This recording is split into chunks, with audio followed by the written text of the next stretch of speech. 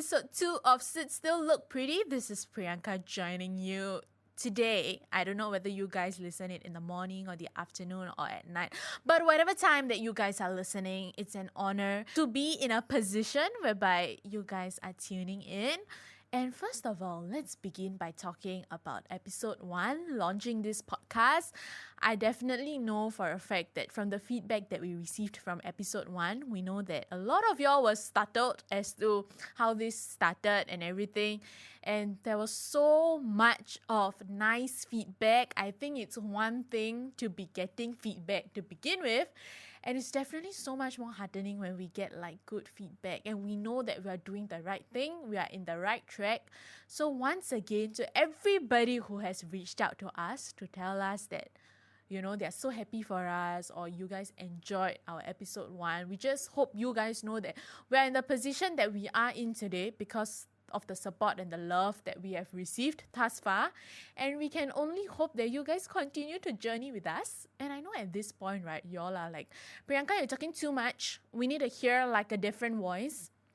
But here's the thing, so because I know that you guys will be upset as to why Priya is not here, basically this is going to be a special episode taken by me. And the next month, y'all will have a solo episode with Priya. And mainly because you guys know us now as It Still Look Pretty Girls. But we don't just want you guys to know us as us. We also want you guys to know us as an individual. And we thought every year, there will definitely be 2 episodes that go out specially. It can be placed anytime in this year. As in, of course, for this year, it has been recorded lah. But for the subsequent years, basically, you'll definitely have a solo episode every year. One time with Priya and one time with myself, just so that we have an intimate setting, like an intimate catch-up between ourselves. So, for this episode, I am glad to introduce the title. It's called Underlying Truth. And speaking of underlying truth, I'll give a general gist of what is it really about that I want to discuss today. It's basically the fact about how, as individuals, we all have a certain truth that we live in and a certain truth that we project to the world. It's 2 completely different things, right? I thought this is an essential topic to be talking about, especially because when I sat down and thought about, okay, what is a solo episode that I want to share with you guys? And I thought, okay, as someone who always, we established this in episode 1, as someone who always projects things out there on my social media and stuff like that. That's one facade that y'all see me in. But I think for the podcast, I definitely want to have it more intimate, more close, more real with you guys. So when speaking about the underlying truth today, I thought about focusing about the underlying truth for this year, for 2022. The underlying truth. This almost seems like I'm having a personal reflection. It has only been 6 months, but I think at this point, guys, it's important to have check-ins with yourself. So for the underlying truth of the past few months, I think I want to talk about how this year has been a tough year for myself. I think there were so many points. I just want to be very honest to say that this year wasn't looking up. Okay, I felt like I started this year on a wrong note itself. Let's not go into details as to why it was on the wrong note, because that will probably take about another 8 hours of this recording, of which I don't think any of you would want to hear it. So let's cut the story short, yeah? Basically started on the wrong footing, wasn't in the best mental health as well. So it was really a struggle. And if I were to zoom in a little bit more, I think because there were a lot of things going on this year, if I be really honest, I was at the verge of quitting my degree program. And I think I was like hinting at home somewhere in the middle, saying that, you know, there's too much going on. And I think I really need a break. And at that point of time, I felt like there was nothing to hold on to. Especially this whole wave started basically after my birthday. As you all know, I had a blast. I turned 23 this year. It was a blast of a good time. But I think the changing point really came this year when COVID hit. At this point, nobody is spared from COVID. So shout out to everybody who is like having like COVID troubles or like had COVID, you know. My heart goes out to you. So right after my birthday, in a few days' time itself, I tested myself and I was COVID positive. And it was during a time whereby I think I needed like people to be around me, but it was so unfortunate that I tested myself COVID positive, right? So there you go. 7 days locked up in a room, not having anyone around you, and then life hits you even harder because when you're staring at empty spaces and you feel so... Because I was so sick, right? I know a lot of people say this is the best time to like Netflix and chill. But your girl didn't even have energy to like switch on like something or put something on into like Netflix and chill during the COVID period. And I feel like when you're looking at the four walls, right, and not looking at my phone or anything like that, that's when I feel like a lot of things hits you like times two harder. And there's really nothing to distract you, no one to talk to, and you start to get very in tune with like what's running in your head, how you're feeling at this point of your life. You start evaluating like every action that you have like or not say every action, I would say like every decision that you have made thus far. And so when I was doing all those things, I came out of COVID and I was like, okay, the first thing I'm doing, I'm quitting school. You know, that's the first thing. So I go up and I like talk to my parents and everything about it. Of course, you know, like A, money has been invested. B, your girl is year 2. So like technically I have completed 2 years of my degree program and there's just 2 years left, right? So everybody at home was like, what? Like, why? Like, why this decision so sudden? And I think I was at a chapter of my life whereby I couldn't really make sense of the why. And I couldn't really explain. So I remember as a time, it was a very difficult time of like not being able to show up with friends, not being able to communicate properly. And I'm putting this all out here because I just want to be real. For my 2022, this was the extreme underlying truth. So the Priyanka that you all see on social media versus the Priyanka that like, you know, sometimes during hardships and stuff, like because of being someone who doesn't put up like negative times like on social media, I think I want to sit still, look pretty. I remember when we established it, we said that all things true comes out on this platform. So with that aspect, I want to say that it wasn't really the best time of my life at that point of my life. And that's when I told myself, okay, I've been hustling like so much, right? Like the entire 2021 was just hustling, working, studying, working, studying, working, studying.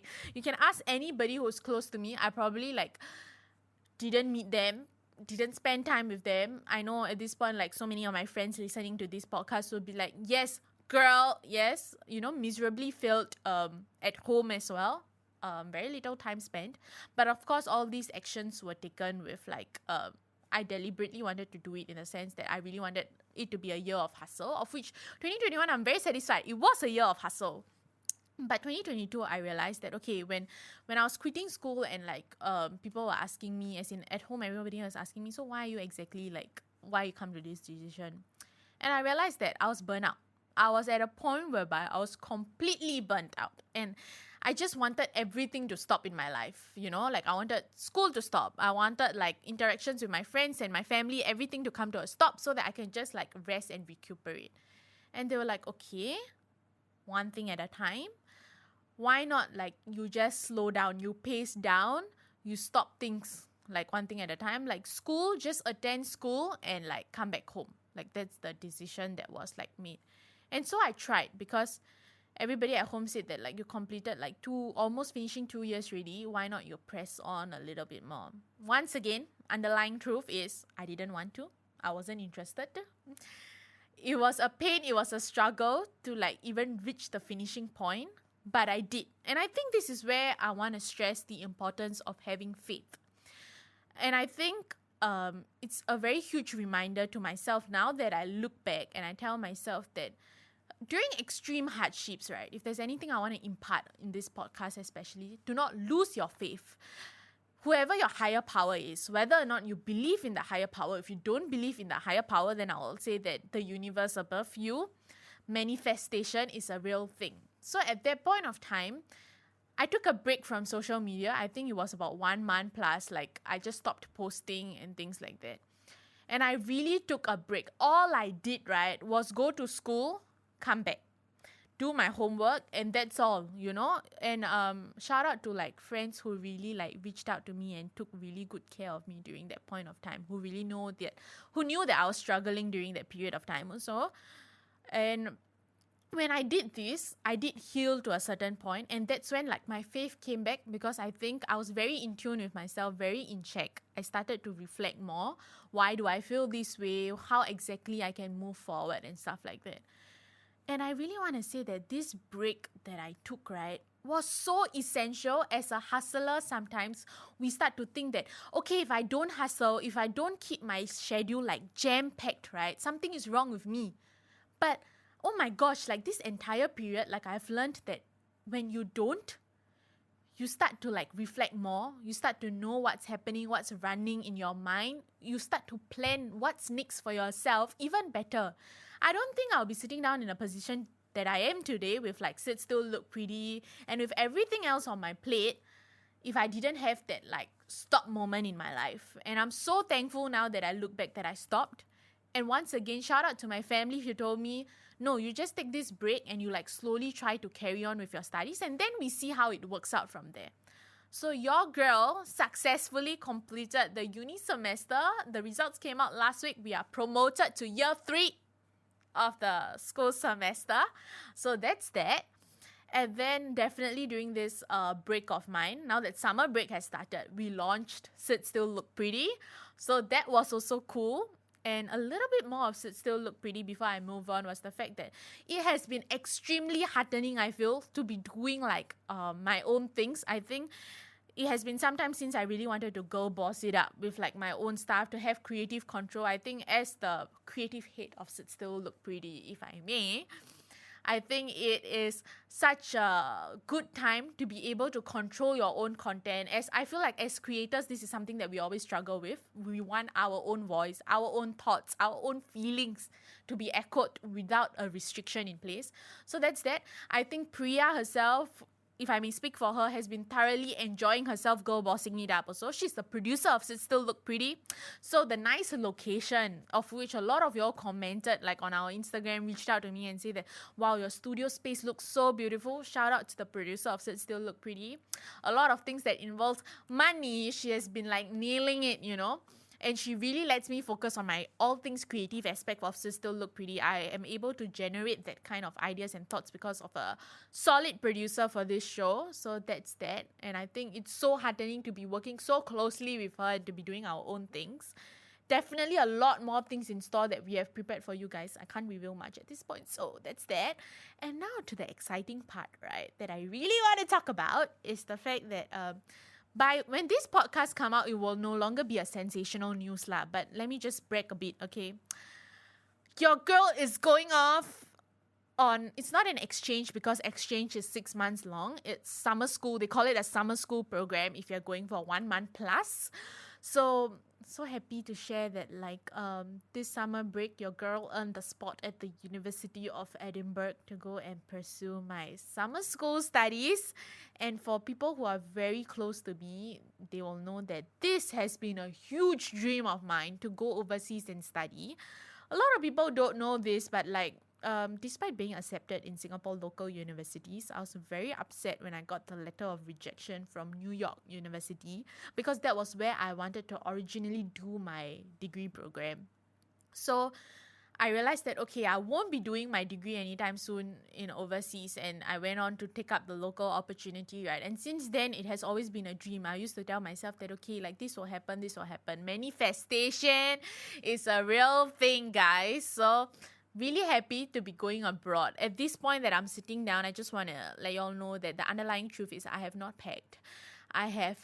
I am still going through my documents and everything, and I'm flying off in a few days' time. I do not know what to expect. I do not know what to prepare myself for, but all I can say is I'm so excited and so overwhelmed at the same time, because this has been a huge dream of mine, right? So gearing up for it, and So basically what I really want to wrap up and sum up and say is all these good things happened, yeah, and it's so crazy and so surreal to be able to share this on this platform. But I don't want to undermine the fact that like these were the struggles and this was how the year started for me. It was so bad. It was so trashy. I thought I would never ever get out of this space, It's going to be a loop and I'm stuck. But when you don't lose your faith and you don't lose the fact that there is a bigger purpose in your life and you hold on, right? If there's anything that I've learned from this experience, it will turn around. And like they say, the good times don't last for long. So does the bad times. So this is my underlying truth, and this is the very truth that I want to put it up today. So that's it for me. And now let's move on to the second segment, shall we? And that is what's trending. Okay, so for what's trending segment, right? I just want to say, where are all those night people out there, the night owls, or should I say the night party goers? As you all know, it has been about 1 month plus-ish that the nightlife has resumed. Your clubs, your bars, definitely, especially shout out clubs, especially, it has resumed. And I know it has been so heartening and so fun. I think about a few days ago, actually, I went for a school event that was hosted at an external premise. Shout out to Potato Head for hosting Wikimwi students for our Spotlight Award 2022. So it was so cool, to be in a space past midnight, gathered with people, to be celebrating an occasion, and it was that moment that it hit me that, oh my gosh, we have been deprived of it, COVID. Gosh, it has been some time, right? So what's trending is definitely the fact that if you are enjoying your time partying out, I hope all you guys are thriving, but at the same time, right, please do take good care of yourselves. As we all know, the pandemic is here to stay, even though I want to lie and say and manifest. I mean, I am still manifesting the energy and saying that please go, please get rid of this. But I guess it's here to stay. So still be careful, you guys. And I think speaking about the nightlife, right, I think more than just partying out or drinking and all this stuff, let's put that all aside. I think what I really want to talk about here is staying out with your friends, on a table, being out there, having conversations with them past midnight. This is for all the party goers / night owls. Don't you think that there's something cool about being out there talking with your friends and your loved ones past midnight outside at an external premise? I missed it so much, and I'm so happy that it has resumed. And here is a special announcement, a reminder. Of course, things change day to day, okay, guys? I might be saying this now, but we have no idea what tomorrow holds. But here's all for the party goers, especially. So the nightlife with especially for clubs, right? There's no longer going to be a capacity limit from June 14, 2022. And also, previously, you have to show a negative art result before you enter the venue. But that is also going to be removed as well. So as more restrictions are being removed, you guys can note that a lot of things are getting easier lah. Even the safe entry, don't y'all feel it feels so nice to enter inside a mall and not have to safe entry it? So as the restrictions are being lifted off, as it still look pretty, we want to remind you, please be responsible citizens. Take good care of yourself. If you are positive, please stay at home. Just because you don't have to show the art test kit anymore, that doesn't mean you still go out. So be safe. Enjoy the fact that we are resuming. Previously I said that I'm traveling. It feels surreal lah, to be traveling after god damn it, 2 years. My last trip was my grad trip and I was in poly, and now I'm in uni finishing year 2, and now I'm finally going overseas. So it's so nice, you guys, so nice. So the basically for what's trending is enjoy your nightlife, take good care of yourself, be safe, and that's a wrap up for what's trending segment. The next segment is my favorite segment, the guest speaker segment. So I'm so excited to say that we have Aswani with us today. So here's a humble brag about her. She graduated from the National University of Singapore with a Bachelor of Arts in English Literature and a minor in Theatre Studies. She holds a Masters of Arts in Creative Writing from Goldsmiths University of London. She has also been teaching English language to primary and secondary school students over the last 6 years and specializes in creative writing. So on top of teaching, she continues her own artistic journey as a playwright and theatre practitioner. And she also, as a writer in residence for the Buds Theatre Company, she wrote scripts for schools and community-based projects and conducted playwriting workshops for the Youth Theatre Wing. Her plays have also been performed at various festivals by the Esplanade, the Arts House, Wow Rise, and even Ravindran Drama Group, amongst others. There was a play running at the projector at the Riverside Point, and it was called The Strawberry Girls. So it was staged in support of Menstrual Hygiene Day, whereby she went to write and direct. And the story basically follows the fact of 3 generations of women. They examine the social and cultural issues in menstruation, and basically they seek to normalize conversations about periods in the Singapore Indian community. So without further ado, let's welcome the one and only. Thank you so much for joining us today. Thank you so much for having me. I would start off with the first question, which addresses our topic for the month. So the topic of the month is basically the underlying truth. And for you, it would be the fact that it's more of like the hurdles faced by professionals in the arts community. So with respect to that, I want to ask you, in your very early venture into this industry, what would you consider as your underlying truth that you have come to acknowledge? So I guess for me, the underlying truth is like to give yourself the permission to pursue your craft and to give yourself the permission to open yourself up to opportunities and not wait around for an opportunity to fall from the sky. Take us through the journey of your educational route. So I majored in English literature. And the plan was just English lit. And then I chanced upon like theatre studies. And the more modules I took, the more I felt like this was something that I connected with. Especially back then with the program, one of the only few writing modules that they offered was playwriting. So that's when, I started learning a bit more about playwriting. After taking a few modules, then I felt that, okay, I think I can pursue a minor in this area. And outside of NUS, I actually joined a youth theatre group called Buds Youth Theatre. And that's where I got like theatre training. So we learned about like acting. We had to also come up with production. And so that's where I really like picked up all the skills, and I got to meet like professionals from the industry. So I went in thinking, maybe acting could be something I could pursue, but I eventually found myself in writing. When would you identify as, okay, this was my spark? I mean, it's one thing to hear from your school teachers that, you write compositions very well, you know.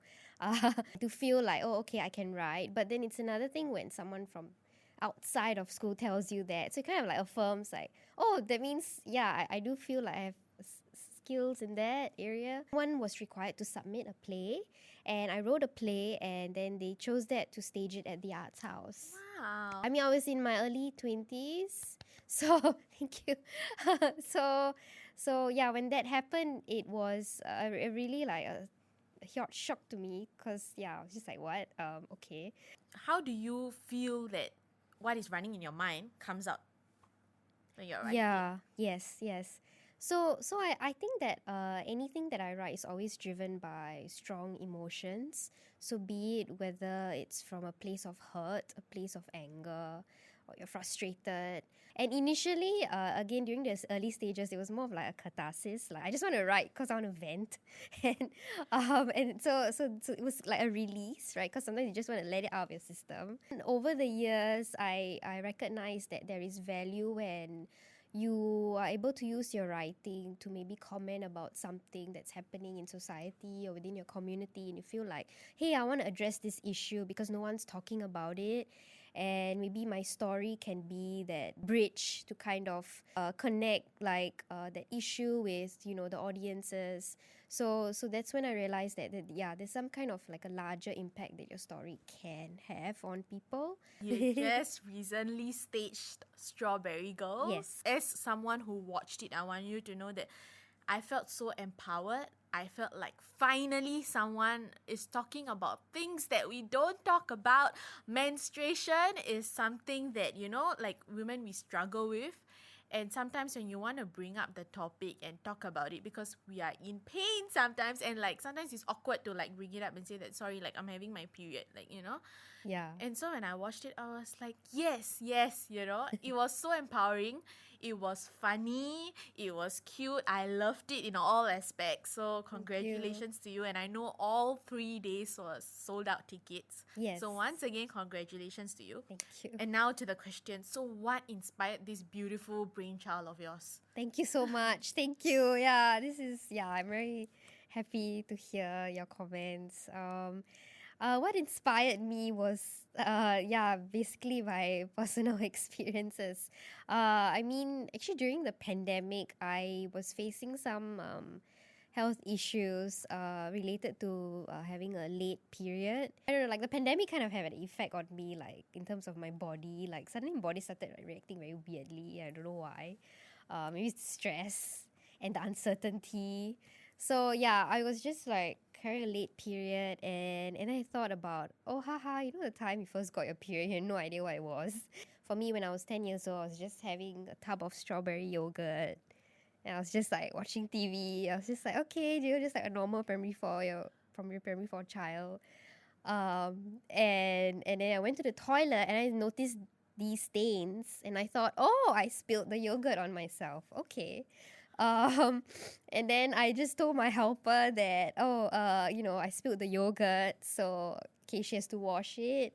And then suddenly, like, I think a few minutes later, she came running into my room, and she's like, oh my God. And then I was like, why did she look so shocked? And she's like, okay, I need to check you right now. And I was like, why? And I was so terrified. And then I saw the stains again, and I was like, why? I already threw away the yogurt. Like, why do I have stains again? And then she's like, this is blood.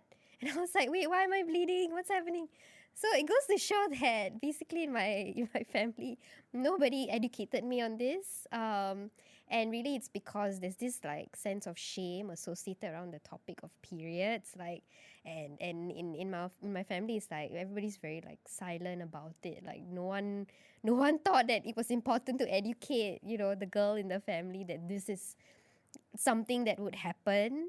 And so when my mom finally told me, I was just like, what? I had no idea. Why didn't anyone tell me? And then she's like, I didn't know you get yours at 10. Like, you're too young. And so it was just so funny. And then I thought, wouldn't it be interesting then to kind of explore talking about like period taboos, especially in the Indian community, and especially like how we always call periods as like something that's a state of being unclean. So in my house also the same thing. Like my mom would say something like, oh, I'm not clean for the next 4 days. So I'll be like, but why are you saying not clean? Like, you are still clean, right? And then so it also inspired me to go and do some research. Okay, honestly, your period story is one of the best story and most relatable story, because when I was watching the play over there, I was like, my gosh, like it brought back my memories, when I got period. And the thing is, I was so happy that it's being staged in Tamil, because this is definitely something that's very prevalent in our community. Yeah. We don't talk about it. And I can relate back that when I got my period, I was also in a state where I was completely clueless, because even though I'm so close to my mom, I'm not at this point, I would want to say that I'm not calling you out, mommy.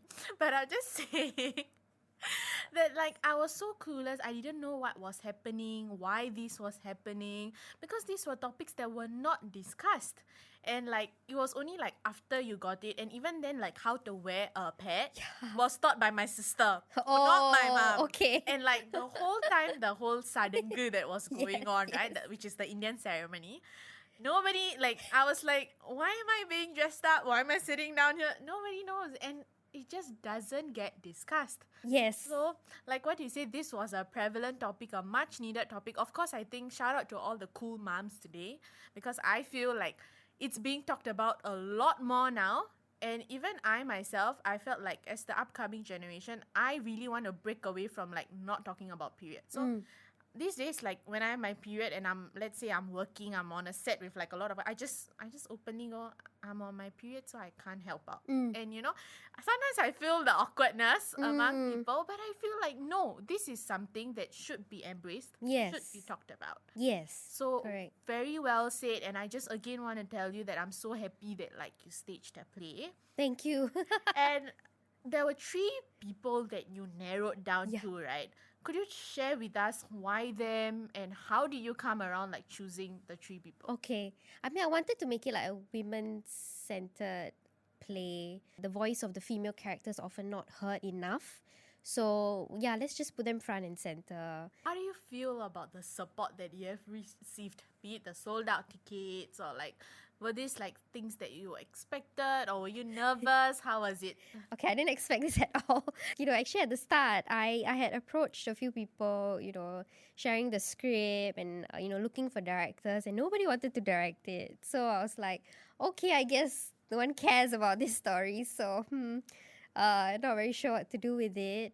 And I must thank Aware at this point because they had an open call for this anthology called Growing Up Indian, and I submitted my period story to them because I felt like, okay, if I'm not going to do the play, but I feel very passionate about this story. I feel like it needs to be heard.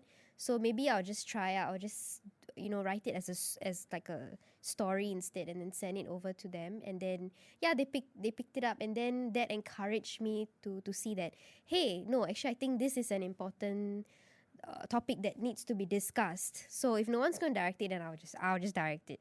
So that's how that decision came about.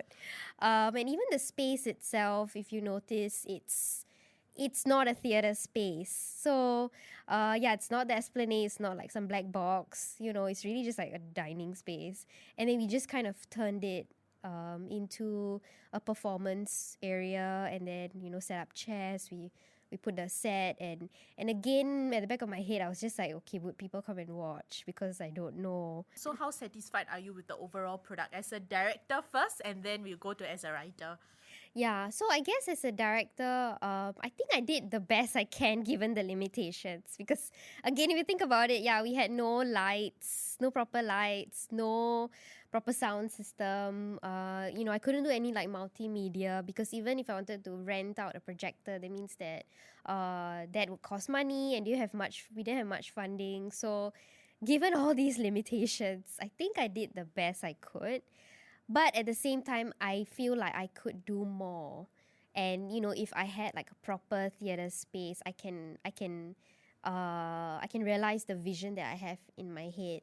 So that's why I'm planning on doing a restaging, because I feel that I think this story, it deserves like a proper directorial input, so to speak. So that's why I feel like I'm satisfied with what I was able to do this time round, but I think more can be done. I think as a writer, I'll just always be like, oh, I still need to work on, some areas. But even halfway through, I was just like, oh, I just want to rewrite the whole thing. I just think that sometimes as creatives, like you're just in this constant mode of editing. You just want to edit until it's perfect. But then maybe there's no perfect, right? Like we're all kind of chasing after this final perfect product, but maybe it doesn't exist. Some of the feedback that I got were maybe you can also explore like how men would actually involve in this discussion, because sometimes it's always like maybe they feel a bit more alienated from this topic, and then how can we kind of get them to be more involved and feel and then by that extension normalize the conversation about periods. So through these interactions with audiences, I realized, actually there's a lot more I can do. What would you want to say to upcoming like directors and writers who are interested to explore but they feel clueless as to like which direction to be taking or like what opportunities they should be going for. What would be your advice to them? You always have to start somewhere. So be it having to take up like a writing gig or a directing gig, yeah, if you're offered that opportunity, then just go for it. I think a lot of times we always have self-doubt and we question like, am I even good enough? Can I even try this out? But if you don't try, you won't know. I mean, as cliche as it sounds, but it's true. So that's one thing. And if no one is giving you the opportunity, you just create it for yourself, right? So like again, goes back to what I shared earlier. Like I couldn't find a director, so okay, fine, I'll just direct it myself. I couldn't, find a proper theatre space. Okay, then I was offered this space by Mirage, run by two young practitioners, two young producers, and they have inspired me because they were like, hey, I think independent theatre artists, they need spaces. Seeing how much faith that they had in my work like inspired me to also have faith in my own work. If no one is really giving you the opportunity, you really have to create it for yourself and don't wait around for opportunities to just present themselves to you, because they may not. And then you might feel like, oh, that means I'm not good enough. But actually, no, you can try on your own. I think many a times, like we are waiting for the opportunity to come. Yes. Many a times it's external validation whereby we want Yeah. someone to say we are good, but how do people even recognize it if we don't try on our own, right? So very well said. Now I'm going to ask you a sensational/fun fact question. Now that you have been doing a lot of theatre works, you have even directed and you have been writing for some time, right? So do you have any thoughts about entering like TV production side? Okay. Actually, yeah, that's an interesting question because I have embarked on a few projects. 2021, yeah, last year. So I worked on a script for a Vasantham series called Irande. The story itself was crafted by Mumtaz Marikar and Kaushalya. So she runs Invictus Productions. So yes, so Mumtaz, my friend, she shared with me about the story, and she's like, oh, she's looking for a script writer to write the dialogue. So yeah, I was one of the script writers. I mean, I do see myself still continuing to teach because it's something I'm very passionate about. I like to engage with the younger generation, and also it's to help them. It's to help them like be the writing mentor that I felt like I didn't have when I was growing up. So to me, that's important. And beyond that, like, yeah, I do want to continue like taking up to continue like staging my own plays. If there's a one-liner you want to leave our listeners with, what would that one-liner be? Okay, well, if no doors are opening for you, you just break the wall. Thank you so much for joining us today. It was a pleasure interviewing you. And I truly hope to once again sit down and enjoy your play and your work. Yes, I hope to meet you again. Unfortunately, this is all the time that we have. I don't know how does like the guest segment fly past so fast, but it has truly been an honor to interview such an inspiring soul, and I hope you guys enjoyed that segment as much as I did. So now, for the closing note, here's a quote that I picked out, and I hope it closely resonates with you guys. And this is how it goes. I think it's brave that you get up in the morning when your heart aches and life is messy and you do not feel like being soft for the world. I think it is brave that you continue to love and express and open your soul despite the way you were treated in the past. I think it is brave that you keep going, that you keep believing in something more, something bigger, even when you may not know what you're hoping for. I think it is brave that you fight. I think it is brave that you choose every single day to move forward, because that is what makes you strong. That is what makes you strong. This is by the author, Bianca. And when I read this, I was like, oh my gosh, truly the underlying truth, because the world might know each one of us for different things, right?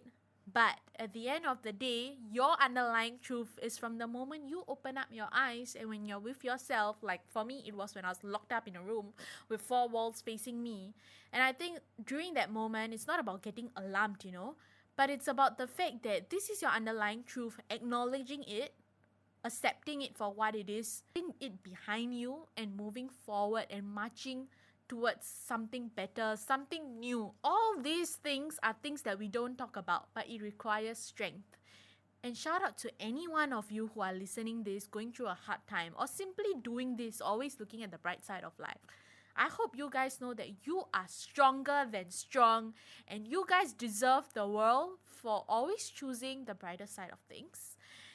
And so, I'm so sad to say that my solo episode concludes. Enjoy the upcoming episode with Priya. I think she's going to be spilling such good stuff as well. The upcoming episode is also an extremely exciting episode. I'll catch you very soon, episode 4, okay? So with a new cup of tea in the next episode. This is Priyanka on Sit Still Look Pretty, cause girl, you're more than a quick gaze.